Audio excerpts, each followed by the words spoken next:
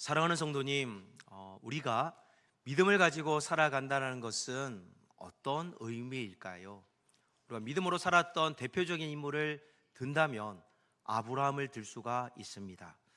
아브라함은 하나님이 말씀하셨을 때 그의 정든 고향 갈대아 우르를 떠나서 약 1800km나 되는 가나안까지 오기까지 많은 어려움도 있었습니다.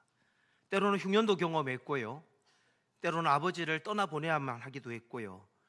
그는 그토록 원하고 기다렸던 아들 이삭을 그의 나이 100세가 되어서야 갖게 되었습니다. 그러던 어느 날이었습니다. 하나님께서 아브라함을 부르셔서 청천벽력과 같은 말을 합니다. 아브라함아, 네가 가장 사랑하는 독자 이삭을 번제로 바쳐라. 여러분, 우리가 하나님의 이해할 수 없는 이 아브라함에게 향한 명령을 여러분은 어떻게 순종할 수 있겠습니까? 우리는 하나님이 부르실 때 먼저 아브라함처럼 그 음성을 들을 수 있어야 되겠지요. 우리가 신자로 살아간다는 것은 이 세상 속에서 어떤 믿음이 요구되는 것입니까? 저는 첫째로 신자는 이해할 수 없는 하나님 말씀 앞에서도 여러분 하나님을 신뢰하는 것이 신자의 모습입니다. 한번 따라해 볼까요? 신자는 어떤 순간에도 하나님을 신뢰하는 자입니다. 아멘입니까? 하나님은 오늘 성경에서 아브라함의 아들을 지칭할 때 이렇게 표현을 했습니다. 2절, 12절, 16절을 보시면 하나님은 2절에서 아들을 내 사랑하는 독자라고 그렇게 표현했습니다. 그리고 12절에는 여호와의 사자도 내 아들, 내 독자라고 표현을 했습니다. 다시 한번 하나님도 말씀하시기를 16절에 내 아들, 내 독자라는 사실을 알고 있습니다. 여러 명 중에 한 명이 아니라 전부를 바쳐라는 거죠. 한 명밖에 없는데, 여러분, 이렇게 힘든 것을 요구하는 것이 믿음입니까? 여러분, 하나님은 우리에게 이렇게 잔혹할 만큼, 잔인할 만큼 그런 인정사정도 없는 하나님이십니까? 만약 오늘 아브라함이 지난밤 꿈에 이 하나님의 음성을 듣고 아내에게 얘기를 했더라면, 여보, 난 내일 아침에 이제 아들 이삭을 데리고 모리아산으로 가서 아들을 바칠게, 당신 허락해 줄 거지? 이렇게 한다면 당장 이혼당했을 겁니다. 여러분, 정신이 나간 거 아니냐? 아브라함의 머릿속에는요, 이런 인간적인 계산기를 머릿속에서 두드리지 않았습니다. 아브라함은 핑계를 대면서 차일피일 미루면서, 그래, 하나님 조금만 더 기다려주세요. 우리 아내가 이해될 때까지만 제가 좀 하나님 때를 기다리겠습니다. 저는 되지만 아내가 허락을 안 해주잖아요. 핑계 댈 사람도 있잖아요. 그런데도 오늘 성경을 보면 3절에 아침에 일찍 일어났다라는 겁니다. 사랑하는 성도 여러분, 아브라함이 이삭처럼 그의 인생에 포기할 수 없었던 그것이 우리에게도 있지 않습니까? 누군가에게는 남들보다 더 좋은 나은 대학 학벌에 대해서, 누군가는 남들보다 더 좋은 직장에 대해서, 누군가는 남들보다 나은 은퇴 이후의 삶에 대한 재산 모은 것에 대해서, 고급 차, 좋은 아파트, 나의 인생을 뒤에 백그라운드로 받쳐줄 잘 세상적으로 성공한 자녀, 그것이 나를 보장해 줄 수 있는, 나를 지탱해 주는 것이라 우리는 착각하기도 합니다. 그런데 하나님은요, 그것이 필요 없다는 것이 아니라 그것을 하나님보다 더 사랑하면 그것이 우상이라는 겁니다. 신자라는 건요, 한자로 믿을 신이에요. 믿을 신. 우리가 신앙생활을 하는 사람을 신자라고 합니다. 우리가 하나님 말씀을 믿고 하나님을 믿는 사람을 우리는 신자라고 합니다. 여러분, 신자 맞습니까? 아멘. 예수님의 모친이었던 마리아가요, 처녀였을 때 천사가 나타나서 네가 잉태하여 아들을 낳으니 이름을 예수라 하라. 저는 아직 남자를 경험하지 못했는데요, 그렇게 하니까 너의 친척 중 나이가 많은 엘리사벳도 이미 6개월 전에 엘리사벳이 세례 요한을 몸에 품에 안았다라는 거예요. 주의 여종에게 그대로 될 줄 믿습니다. 돌에 맞아 죽는 상황인데 그 마리아는요, 처녀가 애를 가지면 돌에 맞는데도 그렇게 되기를 소망합니다 라고 대답을 했다는 겁니다.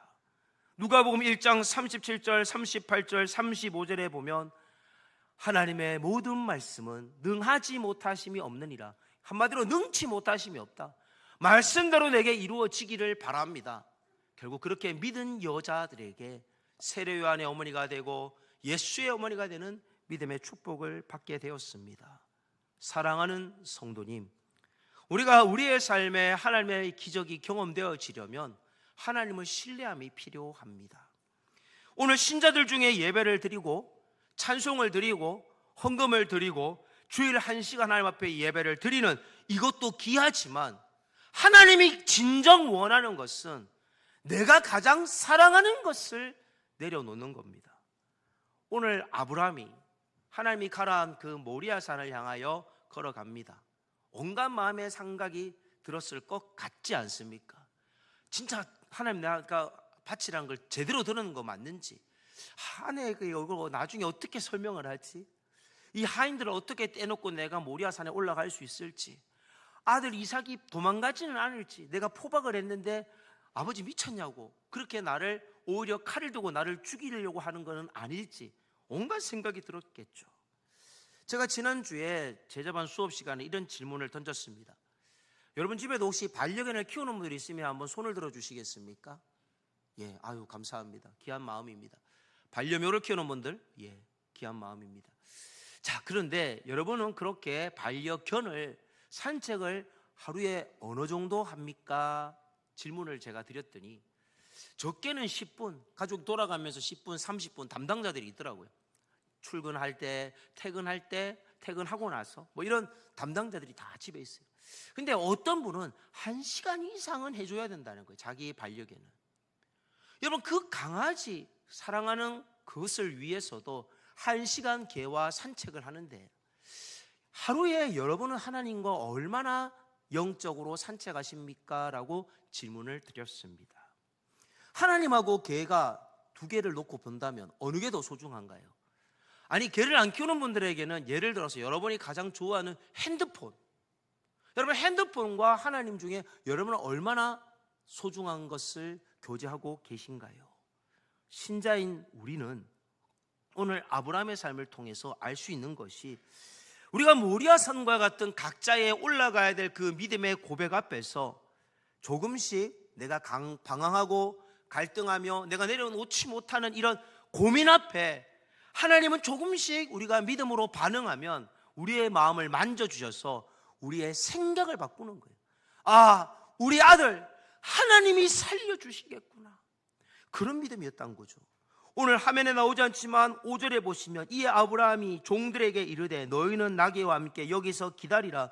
내가 아이와 함께 저기 가서 예배하고 내가 너희에게로 돌아오리라 하고라고 되어 있지 않고 성경을 보면 우리가 너희에게로 돌아오리라 하고, 이 말은 아들을 설령 내가 죽여도 하나님이 살려주실 줄 믿었다라는 고백을 알 수가 있습니다. 정말 이렇게 신자가 믿음으로 하나씩 내려놓고 아들 가장 소중한 걸 내려놓았더니 창세기 22장 13절과 14절에 보면 함께 읽을까요? 시작. 아브라함이 눈을 들어 살펴본즉 한 순양이 뒤에 있는데 뿔이 수풀에 걸려 있는지라. 아브라함이 가서 그 순양을 가져다가 아들을 대신하여 번제로 드렸더라. 아브라함이 그 땅 이름을 여호와 이레라 하였으므로 오늘날까지 사람들이 이르기를 여호와의 산에서 준비되리라 하더라. 아멘. 여러분이 하나님 앞에 귀한 것을 내려놓을 때 하나님께서 여러분에게 여호와 이레 하나님으로 응답하실 줄 믿으시길 축원합니다. 이렇게 하나님을 신뢰하는 것이 바로 신자의 첫 번째 모습입니다. 두 번째는 신자들은 인간관계의 본이 되어야만 합니다. 따라합시다. 신자들은 인간관계의 본이 되는 자들입니다. 왜 인간관계의 본이 되느냐? 신자는 자신의 인생을 사는 것이 아니라 하나님께 자신의 인생의 주권을 맡긴, 인생의 주권을 양도했기 때문이죠. 그래서 인간관계 속에서 작은 상처를 받을 때도 그 권리를 양보할 수 있는 믿음이 있습니다. 창세기 13장에 보면 조카를 아브라함이 그렇게 키우고 보살펴서 거부를 만들어줬어요. 그런데 이 거부가 된 조카가 아브라함에게 감사할 줄 모르고 아브라함과 조카 목자들 간에 서로 다툼이 있습니다. 땅은 적은데 양과 염소는 너무 많으니까 이게 감당이 안 된 거예요. 그래서 아브라함이 연장자로서 얘기합니다. 조카야, 너는 나를 떠나거라. 내가 너를 이만큼 먹여줬으니 너는 내한테 이제 고맙다 생각하고 가거라. 이렇게 해야 되는 것이 인간의 생각인데, 창세기 13장 8절과 9절에 보면 조카야, 네가 좌를 선택하면, 네가 더 좋은 땅 선택하면 나는 우를 선택하고, 네가 더 좋은 우를 선택하면 내가 더 안 좋은 좌를 선택하겠다. 이게 쉬운 말이 아니죠. 여러분, 강남 땅하고요, 저기 어디 지방에 있는 시골의 땅 한 평에 얼마 되지도 않는 만원짜리, 2만원짜리 땅하고 친척들끼리 이 땅 2개 놓고 하나씩 가져갑시다, 부모님이 결정하라 그러면 누가 강남 땅을 쉽게 포기할 수가 있겠습니까? 그런데 아브라함은요, 이것뿐만이 아니라 창세기 21장에서는요, 자기가 살고 있는 그 땅, 블레셋 땅의 주인인 아비멜렉이 그의 군대 장관 비골과 함께 찾아와서 이런 말을 합니다. 당신이 하나님과 함께 계시는 사람임을 알았습니다. 우리가 당신을 함부로 할 수 없으니 당신도 아무리 점점 부자가 되더라도 우리를 해치지 마십시오. 우리 평화의 조약을 맺읍시다. 그러니까 아브라함이요, 물건을 꺼내요. 그러니까 양도 꺼내고 소도 꺼내고, 그리고 자기 집에 7 암양 새끼를 꺼낸 거예요. 왜 이걸 왜 줍니까? 라고 하니까 당신의 종들이 나의 우물을 빼앗았습니다. 그 우물, 부엘셀바 우물, 맹세의 우물을 나에게 다시는 빼앗지 말라는 뜻으로 내가 선물로 드립니다. 여러분, 과거에 상처를 준 사람에게 어떻게 선물을 줍니까? 자기들이 왔으면 오히려 내한테 보상을 해줘야 되는데, 아브라함은 오히려 용서를 베풀고 많은 선물까지 덤으로 주었다라는 사실입니다. 믿음은 한마디로 양보하는 것입니다. 여러분, 신자들이 신앙생활을 할 때 하나님은요, 우리에게 연단을 하세요. 그 특별히 마귀가 저와 여러분 사이를, 그리고 여러분과 여러분 사이를 이간질을 시켜요. 여러분의 상처받을 말을 상대방에서 하게끔, 여러분이 상처받을 행동을 상대방이 하게끔 그렇게 열을 받게 한다는 거죠. 그때 신자가 해야 될 건 참아야 하는 겁니다. 따라합시다. 참아야 한다. 여러분, 그때 그 사람이 하나님이 나에게 연단시키기 위해 보내주신 사람이란 것을 알고 기도하고 인내하시길 바랍니다. 아브라함은요, 그런 상황 속에서 이 부엘셀바에서 블레셋 땅을 떠나지 않고 오늘 창세기 21장 33절에 보면 부엘셀바에서 에셀나무를 심고 여호와 이름을 불렀더라. 한마디로 기도하며 지냈다라는 사실입니다. 관계가 조금 힘들면 떠나는 것은요, 올바른 믿음이 아닙니다. 지금 나에게 그런 사람을 붙여주셨다면 그 사람은 나를 신자로 만들기 위해서 하나님께서 맡겨주신 사람이구나 생각하고 여러분을 신자로 만드는 일에 여러분 연마제로 여러분도 그분들을 생각하시길 바랍니다. 아브라함은요, 그래서 자기가 부자가 되었을 때 아나무인이 아니고 누구에든지 간에, 심지어 하나님에게도 사랑하는 아들에게도 겸손했습니다. 부자라고 이리 오너라 이러지 않았다는 거예요. 창세기 22장 1절, 7절, 11절을 보시면 하나님이 찾으실 때는 내가 여기 있나이다. 아들이 찾을 때도 내가 여기 있노라. 여호와의 사자가 찾을 때도 내가 여기 있나이다. 여러분, 우리는 하나님 앞에서 양보하고 겸손한 인격의 소유자들이 되시길 바랍니다. 우리의 작은 행동 하나가요, 인생의 축복을 허락합니다. 이 이름의 뜻이 사기꾼, 속이는 자라는 이 야곱이라는 사람이 있었습니다. 이 야곱이요, 어느 날 축복을 너무 받고 싶어서 아버지도 속이고 형도 속입니다. 사냥하고 돌아온 배고픈 형에게 형, 팥죽을 끓여놨어. 먹고 싶지? 먹으려면 형 장자의 명분을 내한테 팔아. 내한테 파는 조건으로 입으로 팔아라고 얘기해. 창세기 25장 31절입니다. 형이 팔게 되죠. 그리고 창세기 27장 19절에 아버지 눈이 엄두워서 녹내장, 백내장, 황반변색 이런 것들이 와서 안 보이는 그때, 이때 아버지를 속입니다. 아버지, 제가 애섭니다. 아버지, 저에게 복을 주십시오. 내가 사냥한 고기를 잡수시고 마음껏 내게 축복해 주소서. 거짓말을 했습니다. 이것이 아버지와 형의 노여움을 사서 결국 외삼촌 라반의 집으로 도망을 갑니다. 그런데 이 야곱이 그때부터 고생을 합니다. 창세기 31장 40절 41절에 보면 내가 이와 같이 낮에는 더위와 밤에는 추위를 무릅쓰고 눈붙일 겨를도 없이 지냈나이다. 외삼촌 양떼를 위하여 6년을 무료로 봉사하고 외삼촌의 그 20년 동안 두 딸을 위하여 14년을 또 봉사했고 외삼촌에게 내가 품삯을 10번이나 사기를 당하는 이런 똑같은 어려움을 당했다라는 겁니다. 성경은요 얘기합니다. 하나님은요 우리가 믿음으로 심은 대로 거둔다라는 거예요. 내가 당장 손해보는 것 같죠? 여러분 흘러가는 강에 여러분 빵 부스러기를 때리면요 여러분의 구제한 것들이, 여러분이 선행한 것들이 다 떠내려간 것 같죠? 그런데 하나님은 다 갚으신다라는 겁니다.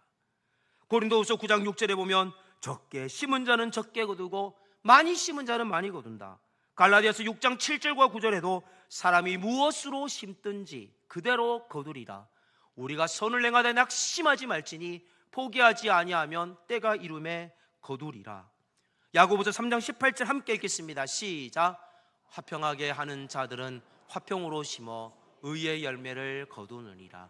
아멘. 여러분 의의 열매를 거두는 신자들이 되시길 바랍니다. 신앙생활은요 때로는 양보하는 인격이 있을 때 믿음이 있다라는 겁니다. 아무리 기도를 유창하게 잘하고요 뭔가 행사를 잘하고 아무리 뭔가 앞에서 두각을 나타내도요 그 사람의 인격 속에 누군가에게 내가 조금 손해보는 거를 바르르 떨면 그 사람은 아직 신자가 부족한 겁니다. 여러분 신앙생활 할 때 목사를 보면서 여러분 시험 들 때가 있을 수 있습니다. 그때 여러분 부족한 목사를 위해 기도하시기를 바랍니다. 그렇지 않으면 여러분 영적 지도자하고의 관계가 불편하면요 말씀이 귀에 들어오지 않습니다. 그리고 목사도 그 양떼를 위하여 눈물로 기도하고 희생하고 본이 되고 그렇게 노력해야 합니다. 그래야지 그 양떼가 병들지 않는다는 거죠. 여러분 우리가 같이 노력하지 않으면 마귀는 여기서 교회를 분열시킵니다. 요셉은요 또 이런 일이 경험되어졌습니다. 아버지가 돌아가시니까 자기를 어린 시절에 팔았던 형들이요 갑자기 금 모드가 바뀝니다. 창세기 50장 15절에 보면 요셉이 혹시 우리를 미워하여 우리가 그에게 간 모든 악을 다 갚지나 아니할까 하고 자기가 노예로 팔렸던 그 기억이 요셉에게 있으니 우리를 노예로 팔 수 있는 거 아닌가라는 두려움이 찾아온 거죠. 그래서 창세기 50장 18절과 19절에 보면 요셉 앞에 엎드려가지고 우리는 당신의 노예들입니다 이렇게 형들이 엎드려 절을 하는 거예요. 그러니까 요셉이 형들을 이렇게 위로하죠. 형님 두려워하지 마십시오. 내가 하나님입니까? 내가 하나님을 대신하리이까? 그렇게 얘기를 하죠. 그리고 창세기 50장 21절을 함께 읽겠습니다. 시작. 당신들은 두려워하지 마소서. 내가 당신들과 당신들의 자녀를 기르리다 하고 그들을 간곡한 말로 위로하였더라. 아멘. 여러분 마음을 힘들게 했던 사람들을, 여러분 힘들게 한 사람들을 용서하기 힘들지만 용서하시고 그 나아가서 간곡한 말로 위로까지 할 수 있기를 바랍니다. 인간관계를 잘해야지 여러분 신자입니다. 마지막 세 번째, 신자는 가장 소중한 것도 방법도 자신의 좋은 계획도 내려놓을 줄 알아야 합니다. 여러분 여성들이 느끼는 그런 기쁨이 있어요. 남자는 깨었다 놔도 죽었다 깨어나도 알 수 없는 기쁨이 바로 여성들만 누리는 기쁨이 있습니다. 그것은 여성들이 몸속에 아이를 가지게 되어서 이 아이를 검사하기 위해 산부인과를 간 거예요. 산부인과에서 여기 뭘 바르고 젤을 바르고 이 초음파를 대면요 이 뱃속에서 아이가 이렇게 돌아가고 저렇게 돌아가고 꿈틀꿈틀거려. 사진을 보고 있는 옆에 있는 남편도 신기하지만 실제로 그 엄마의 그 마음은요 이 아이가 얼마나 기다려지는지 모릅니다. 또 태동을 칠 때는 발이 푹 배를 밀고 나올 때 발자국이 배에 찍히면서, 여러분 그런 것들도 보신 분들도 계시지 않습니까? 그래서 여성들은요, 자녀가 태어나면 그 자녀가 아무리 출가를 하고 멀리 떨어져 살아도요, 우리 아들이 무슨 문제가 있나, 요즘 뭐가 좀 기분이 안 좋네, 자궁에서 태어난 이 아들에 대한, 딸에 대한 그런 마음을 느낄 수 있다라고 합니다. 아마 90세에 늦둥이를 낳은 이 사라에게 아마 손주에 해당되는, 나이에 해당되는 이 이삭이 아마 모리아 산으로 아브라함과 같이 갔을 때 사라의 마음속에는 뭔가 이상한 느낌이 들기도 했을 것 같습니다. 이 이삭을 선지자로 바치는 것도 목사로 바치는 것도 아닌 옛날 이방 신들을 섬기는 제사를 드릴 때 짐승을 각을 떠서 팔다리 다 자르고 내장을 끄집어내고 피를 부어서 그렇게 예배를 드렸던 그런 제사를 지금 아브라함이 드리러 갔다라는 거예요. 근데 그거를 지금 오늘 누가 명령했다고요? 창세기 22장 1절을 여러분 영어 성경을 한번 볼까요? 한번 보시면 창세기 22장 1절, God tested 아브라함, 하나님이 아브라함을 테스트했다라는 거예요. 하나님이 테스트한 거예요. 왜 하나님은 이런 방법으로 테스트를 합니까? 근데 이 사건이 언제 테스트를 한 사건인지를 먼저 알면 놀랄 일이 생깁니다. 창세기 21장에서는요 이런 일이 있어요. 아브라함이 사실 아기가 생기지 않았을 때 아내 사라가 얘기해요. 여보, 내 여종하고 당신이 동침을 해서 아이를 가지세요. 그래서 하갈이라는 여종을 통해서 세컨드 부인이 생겨서 아이를 가지는데 이 아들이 이스마엘입니다. 근데 이 이스마엘이 아들 이삭을 희롱하고 이 이스마엘이 은근히 자꾸 이삭을 견제합니다.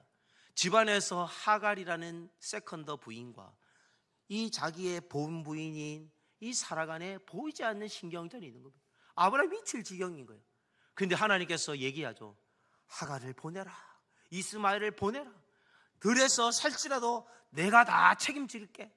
그리고 나서 하갈이 떠나고 나서 하나님이 창세기 21장에 이렇게 얘기해요. 21장 12절, 하나님이 아브라함에게 이르시되 내 아이나 내 여종으로 말미암아 근심하지 말고 사라가 내게 이런 말을 다 들으라. 이삭에게서 나는 자라야 넷이라 부를 것임이니라. 지금 이삭을 하나님이 내가 책임지겠다. 그리고 네가 보낸 그 하갈도 이스마엘도 내가 책임지겠다. 근심하지 마라. 아내가 쫓아내라는 대로 쫓아내라. 근데 놀라운 사실은 이삭을 씨라 부른다는 건요, 하나님 이삭을 죽이지 않는다는 말이잖아요. 이 말씀을 믿은 거예요. 그래서 아브라함은 알았습니다. 하나님이 나한테 뺏어갈 때는 이유가 있겠지. 설령 죽이시더라도 살려주시겠지. 그렇게 믿은 겁니다. 여러분, 하나님이 우리에게 무언가를 뺏어가는 것은 뺏어가는 것이 아니라 하나님은 더 좋은 것을 위해서 내려놓으라고 하시는 말씀임을 믿으시기를 축원합니다. 창세기 22장 4절에 보면요, 아브라함이 3일 정도 도착하는 길이었습니다. 약 80km 거리였거든요.